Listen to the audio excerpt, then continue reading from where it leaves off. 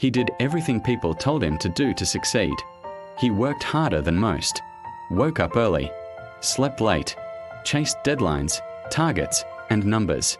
From the outside, his life looked perfect. A good job, respect, stability. People said, "You're doing great." But inside, he felt something he couldn't explain: emptiness. He thought the feeling would disappear once he reached the next goal. More money, a better position, a bigger title. So he kept going. He ignored tiredness, postponed rest, told himself that happiness would come later, after success was complete. But later never came. Even on his best days, when achievements were celebrated and numbers looked impressive, he felt strangely disconnected. He would sit alone after long workdays, staring at nothing, asking himself a quiet question: why doesn't this feel enough? He had everything he once prayed for, yet no excitement woke him up anymore. Work felt mechanical. Conversations felt shallow. Time passed quickly, but life felt slow. He wasn't unhappy exactly, just empty.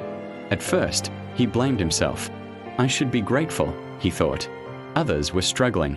Others had less. So he pushed the feeling down and worked even harder. But the emptiness followed him everywhere, into meetings, into weekends, into success. One night, after another long day, he realized something painful. He had been chasing money, not meaning.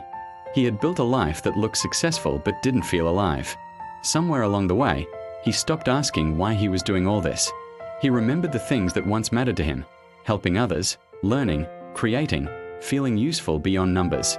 Those parts of him had been ignored for years, not because they weren't important, but because they didn't pay immediately. That realization didn't make him quit his work overnight, but it changed how he saw success. He began asking different questions. Does this work matter to me? Does it help someone? Does it align with who I am, not just what I earn? Slowly, he made space for meaning. He helped where he could. He learned things that didn't increase his income but fed his soul. He reconnected with people instead of only chasing progress. The emptiness didn't vanish instantly, but it softened. Because purpose doesn't come from how much you earn, it comes from how much your life reflects what matters to you. And that is the lesson he learned too late, but not too late to live. Money can build comfort, but only meaning builds fulfillment. Success feels empty when it has no purpose behind it.